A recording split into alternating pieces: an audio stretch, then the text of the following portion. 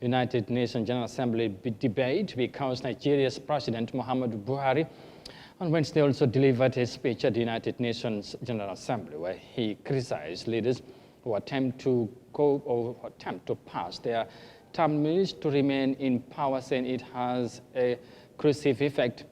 It was his last address to the UN General Assembly as President of Nigeria. Moses Imendi has the details.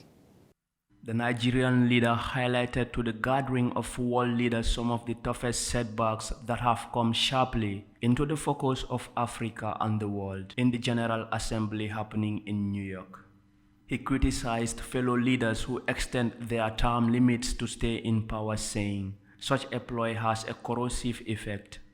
Africa has seen an increased unconstitutional regime change in the past 2 years.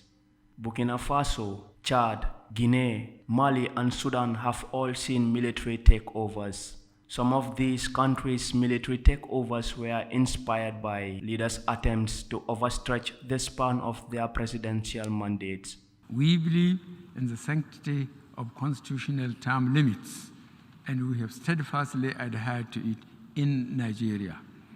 We have seen the corrosive impact on values when leaders elsewhere seek to change the rules to stay on power.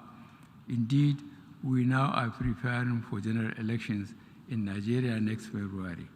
As the 78th Anga, there will be a new face at this podium speaking for Nigeria. Ours is a vast country, strengthened by its diversity and its common values of hard work, enduring faith, and a sense of community. We have invested heavily to strengthen our framework for free and fair elections.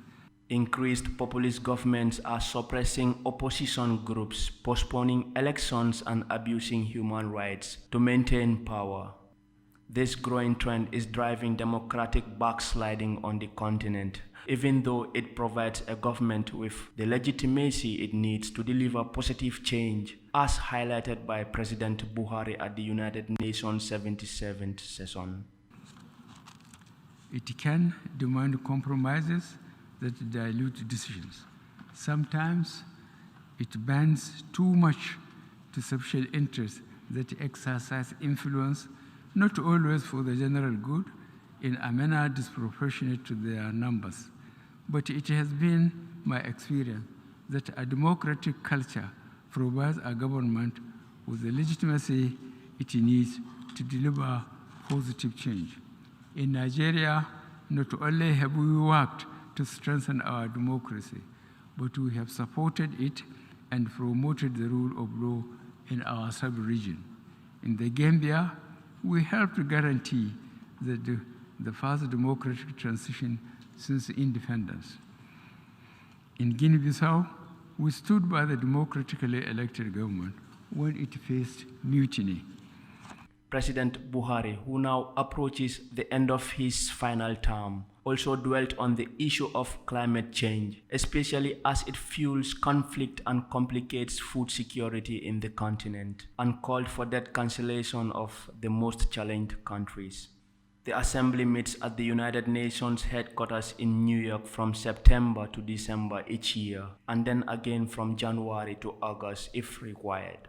Representatives debate and make decisions on issues such as peace and security and the admittance of new members. This year's session was dominated by deliberations on the Ukraine war. The United Nations General Assembly, the main policy-making body of the UN, was created under the Charter of the United Nations, signed in San Francisco on 26 June 1945.